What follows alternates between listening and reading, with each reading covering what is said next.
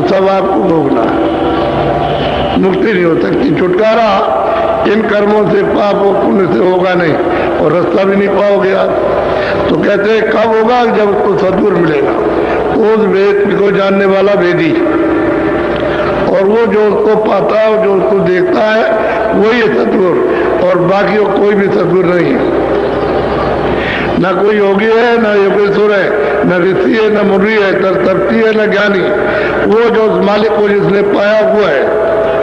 अब वो जब मिलेगा तब जीव की गति तब होगी, और तब छुटकारा होगा जन्म मरण से। ऐसे छुटकारा नहीं हो सकता। तो आप उसको खोजना चाहिए, तलाश करनी चाहिए, कहीं कहीं मिले, सारे देश में किसी जगह मिल जाए, क्योंकि ये तो उसकी खदान है। भारतवर्ष अध्यात्मवाद की खदान है। यहाँ हर तरह के लोग रहते हैं यहाँ पर, और कोई किसी को पहचान नहीं पाता है। खोजना चाहिए, तुम्हारी खोज और उनकी दया काम कर जाएगी। वो देख रहे हैं सब जगह कि कौन खोज कर रहा है, तो उसको कोई ना कोई जरिए से उसको मिलेंगे या बुला लेंगे। जब आप उनसे मिल जाओगे तब फिर रास्ता मिलेगा, वैसे नहीं होता। बोलो। सतगुरु संत कंज में बासा, सुरति लाई जो चढ़े। अब कहते हैं कि सदगुरु कहते हैं उनका निवास स्थान कंज में, आकाश में। वो आकाश में जब अंदर आंख खुलेगी और जब चलोगे तो आकाश में खिला हुआ है। वहां चारों तरफ नीला और बीच में सफेद है। कहते हैं वहां तुम पहुंच चलो, वहां तो रास्ता तुमको मिल जाएगा। अब वो जानने वाला अगर कोई होगा तो आपको पहुंचाएगा। यानी कंज गुरु बैठे हुए हैं, वो कोई दूर नहीं है, तुम्हारी आंखों के सामने, लेकिन पर्दे इतने पड़े हैं कर्मों के कि उनको हटाने में तुम हटा नहीं सकते। तुम्हारा बल और पर्दे हटाने में नहीं है। और तो जब महात्मा जी जाए कृपा करे तभी वो पाप उनका पर्दा हटेगा। पर्दा एक मैल है, पुण्य भी एक मैल है, वो जरा शुद्ध मैल है, और पाप मतलब ये है कि काला मैल है। पर्दा पड़ गया तो जीवात्मा को ढक लिया, और उसकी दिव्य आंख और दिव्य कान, उस दिव्य नाक को बंद कर दिया। अब उसको होश नहीं है, वो जड़ में आकर के, यानी जड़ ग्रंथि में बंद करके अचेत हो गई। अब अपना होश नहीं है कि मैं कौन हूँ, क्या हार हूँ, कि मांस हूँ, क्या हूँ, कि बाल हूँ, कि और कुछ हूँ, कपड़े हूँ, कि लत्ते हूँ, कुछ नहीं क्या हूँ, कुछ होश नहीं। और आपको भी होश नहीं है कि आप कहते हो हवा निकल गई, आप कहते हो प्राण निकल गए, ये हो गया। अब ये नहीं मालूम कि वो किस तरह से जीवात्मा निकाली जाती है, ये पता नहीं आपको। तो जड़ में आकर के फंस गई और इसमें लिप्त हो गई आकर के।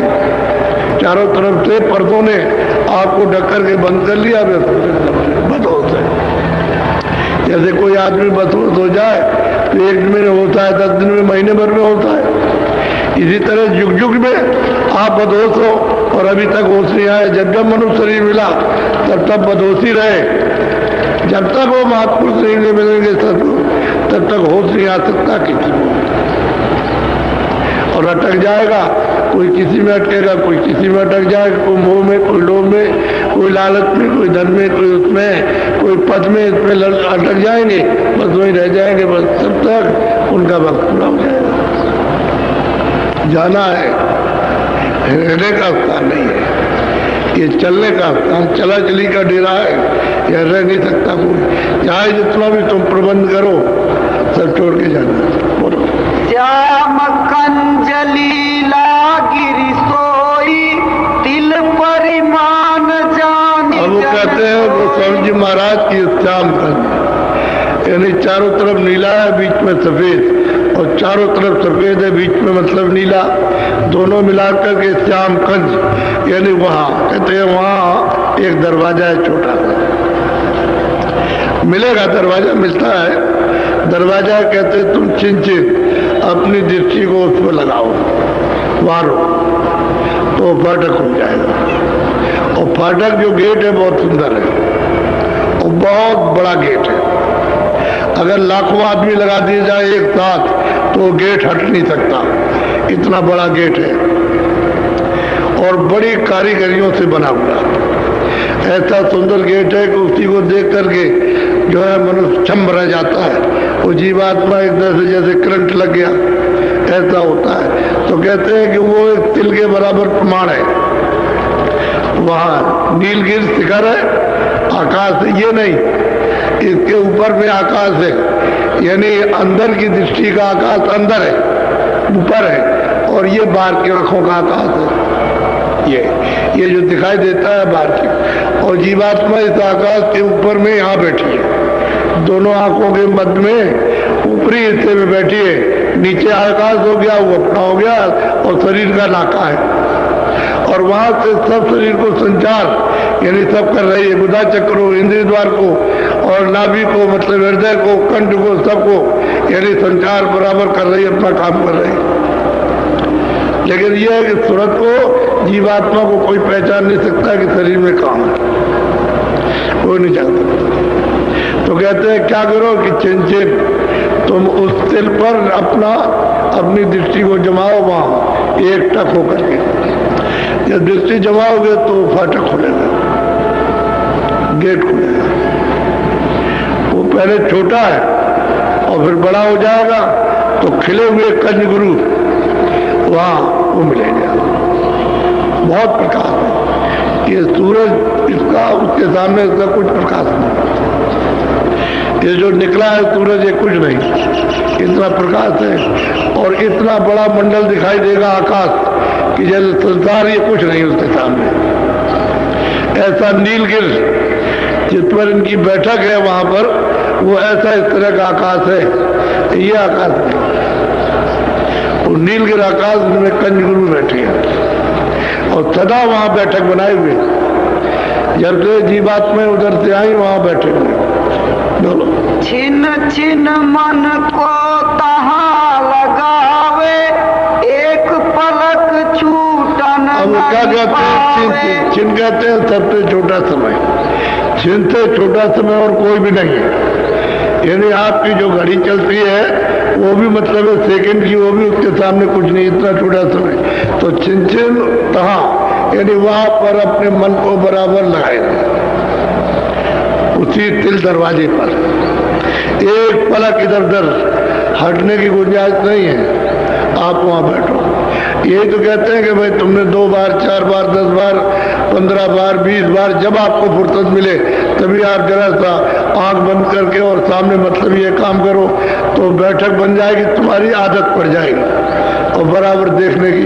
वही तिल जो तुम्हारा है बिल्कुल जरा सा नोक के बराबर, यानी सुई की नोक के बराबर, वही बड़ा हो जाएगा, साफ दिखाई देने लगेगा। कहते छिन छिन मन को तहाँ लगावे, एक पलक नहीं बेचना पावे। अब वो बताते हैं साधक के लिए कि भाई यहाँ पर, क्योंकि गुरु ने हमको जब बताया तो यही कहा था कि बेटा देखो यहाँ आप तुम अपनी बैठक बना लो, बराबर इसको देखते रहो, जब समय मिले तो इसको देखो, जब समय मिले तो ये खुल जाएगा, उदय हो जाएगा। जैसे कोई आशा करता है कि तुम्हें प्रातः काल का शुक्रा उदय होगा 4 बजे, तो लोग देखते रहते हैं, अभी नहीं निकला तो 4 नहीं बजा। जब वो निकलेगा तो समझ जाए 4 बजा है। तो गांव में आज के मतलब 40-50 साल पहले सब चक्कियां चलाते थे, देवियां सब गांव में चक्की से पीटती थी, पत्थर वाली चक्की से हाथ में, तो चक्कियां घर घर चलने लगती थी। कह लगे नहीं 4 बज गया, और उधर मुर्गा बोलता था। तो कहते छिन छिन मन को तहाँ लगावे, उसी जगह पर मन को लगाओ, बार बार इधर मत जाने दो, वहां लगा करके रखो। तो हो नीलगिर पर्वत, वो आप दरवाजा खुल जाएगा और मिलेगा खिले हुए उस तरह का बहुत शीशा है, शीशा दर्पण है, वो अपना स्वरूप इस जीवात्मा का उसमें दिखाई देता है। तब ये कहोगे कि भाई मैं तो सुंदरों का भी सुंदर हूं, मेरा रूप तो ऐसा है कि यहाँ कोई रूप ही नहीं है। इस तरह वो शीशा मिलता है तो अपना बोध होता है, अपनी जीवात्मा का स्वरूप है।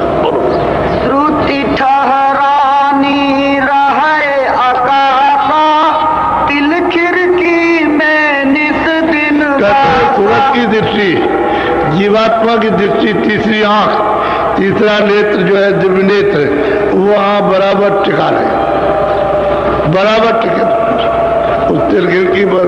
वो अभी तो खिड़की मालूम होगी, फिर दरवाजा हो जाएगा। खुल जाएगा दरवाजा। दरवाजा खुलेगा तो फिर सामने सब दिखाई देना शुरू हो जाए, क्योंकि उधर तो उजेला, इसी खिड़की का खुलने के बाद उजाले उजाला है।